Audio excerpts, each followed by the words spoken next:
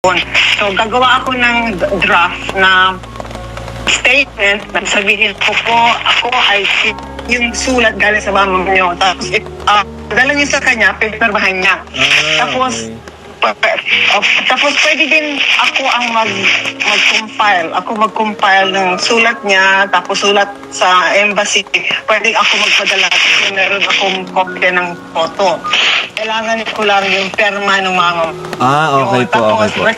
Birth certificate, papadala ko agad diretso sa Australian Embassy sa Manila. Tita, alam niyo na po ba tita yung pangalan po ng kanyang papa?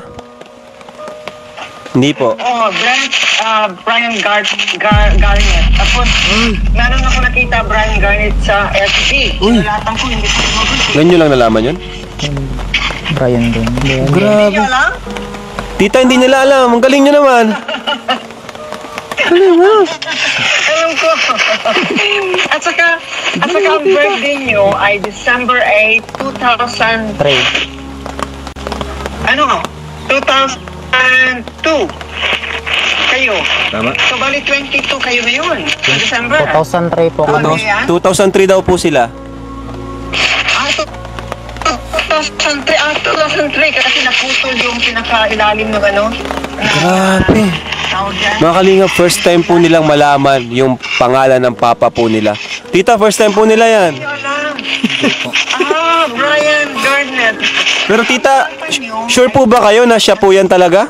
Yan po talaga? Yun, ang mama mo may sulat kasi yung sulat ng mama mo nakita ko yung sulat niya, ang pangalan ng papa mo. Ang papa mo ay from England. Nag-migrate sa Australia. Dito siya nakatira sa Sydney noong 20 years ago. So, kayo ay half English. Hindi Australian.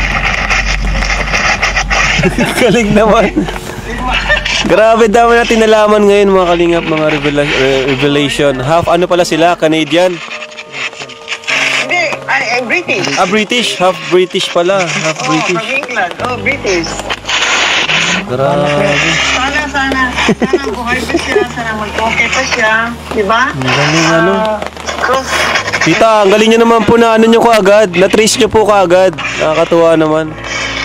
Hindi ko naalala ko yung pangalan, pero siyempre, slow process siya. Meron ako napanood na video na naghahanap din ng mga kamag-anak. It took them 6 months bago niya nalaman na matagal din ang processing siguro. Alam ko, hindi ko alam. Sana po okay yung papa nila, Sana buhay pa and healthy, Grabe tita, thank you so much po. Ang dami namin nalaman ngayon.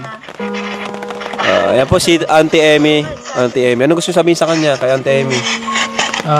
Po, maraming salamat po, Auntie Emmy po. Sa tulong niyo po. Sana makita natin. Ako mismo ang wish ko na makita natin ang papa niyo. Salamat po.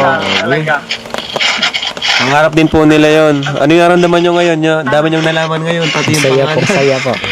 Pati yung pangalan. Diba? Brian daw. Brian. Hindi po ba Kevin Garnett? Ay, iba pala yun. Mas player yun. Alam, kilala nila. Brian Garnett, no? Grabe. Kaya, yun ang apelido nyo. So, meron kayong birth certificate? May birth certificate daw kayo. Meron po. Meron daw po, tita. Yun. Yun pala. Mama namin po. Apelido daw po ng mother nila. Yung mama niyo, oo. Grabe, tita. Thank you, tita. Ang dami namin. At least ngayon, tita, slowly, pero ando na tayo. Kumbaga, may improvement, step by step. Po? Oo. Si tita po kasi, taga-Australia po si tita. Ayan.